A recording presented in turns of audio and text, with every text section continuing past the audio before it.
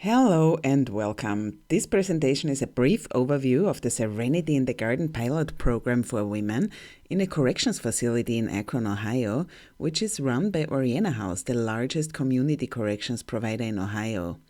The quote in the title is from a participant of this garden program that shows that strong connection women develop to the plants they are growing, and it stresses that we all deserve a second chance and this opportunity to correct a mistake and move forward. We want to help that process with a blend of clinical sociology and gardening. My name is Daniela Jauk and I'm presenting today with my co-conspirator Dr. Andria Blackwood. I've initiated this garden project when I was working as a research specialist for Oriana House. I have since changed roles and am working for the University of Akron, and Andria is the director and manager of the garden program currently.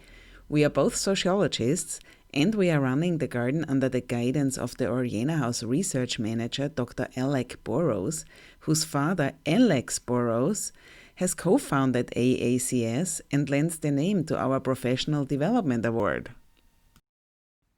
In the following, we will walk you through the why, what, and how of this project and present preliminary findings and further ideas we have for this clinical sociological intervention and its evaluation. We will also address how COVID-19 has changed and shattered some of our plans for this year. The pandemic situation has made it clear and has reaffirmed how important this kind of work is. Why is it important to focus on women in the criminal justice system? Because huge changes took place over the past decades. And in the US, we are looking at the largest female incarcerated population worldwide. Currently, 1.3 million women are under the supervision of the criminal justice system, most of them in community corrections and local jails. Women are also more affected by poverty and food insecurity.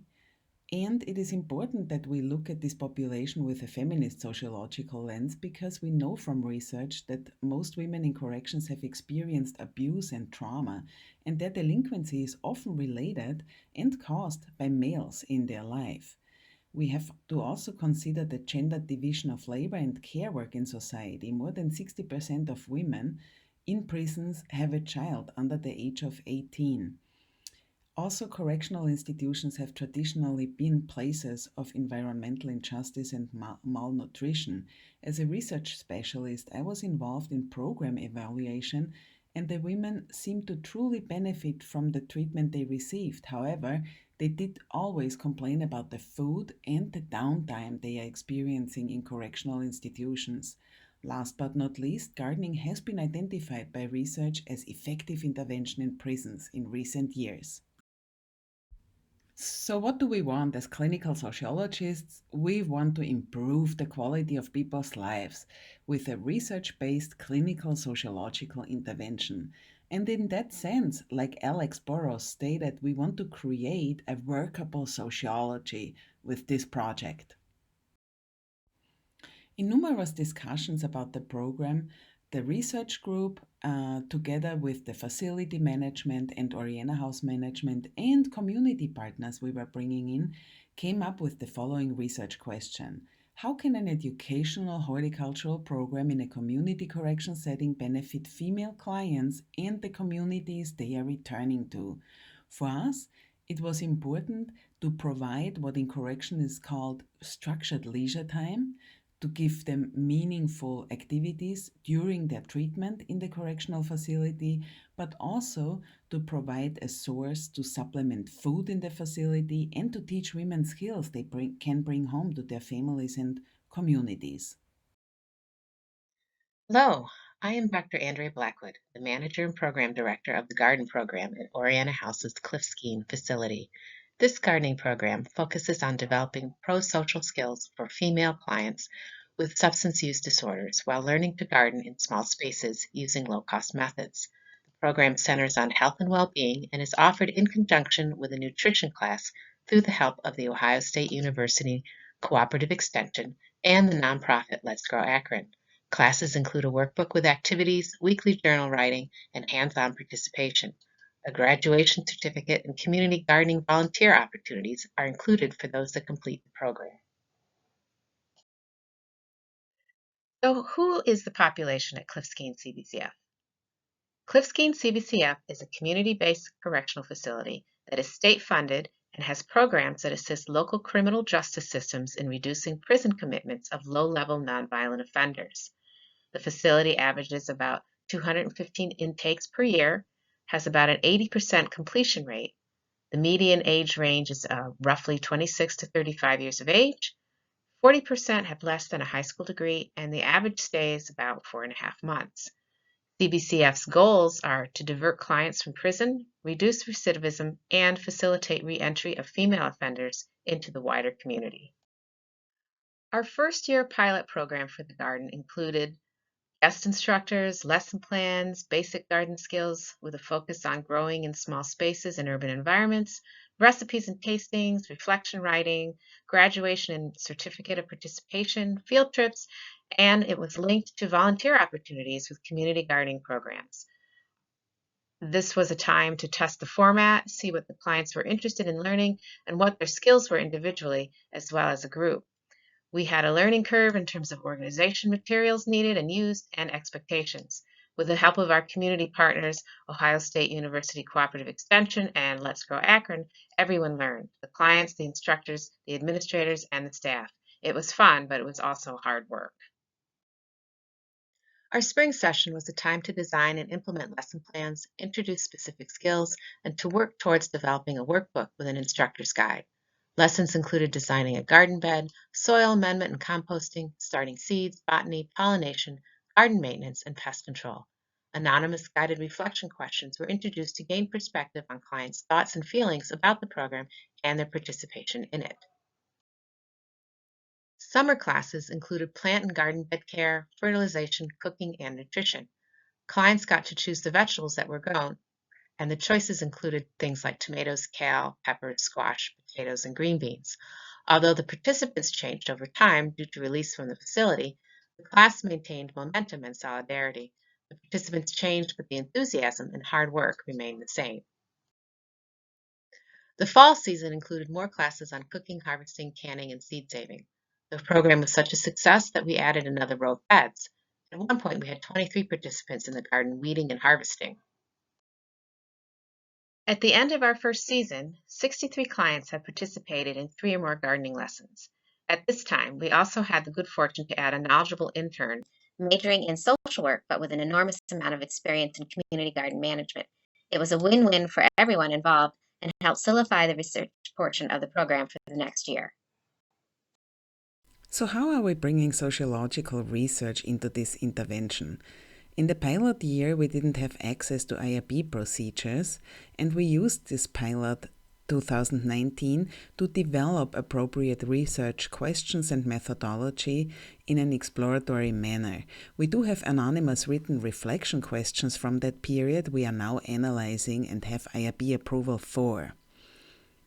We decided to go with a formative qualitative program evaluation for the year 2020 that includes a mix of ethnographic observation, in-depth interviews with clients, including follow-up interviews after release, and photographic data collection. And you see the photographs peppered throughout the presentation here. The clinical sociological process this year also included a client focus group and a participatory implementation workshop with management, research team, and all community partners that I facilitated as external researcher and consultant.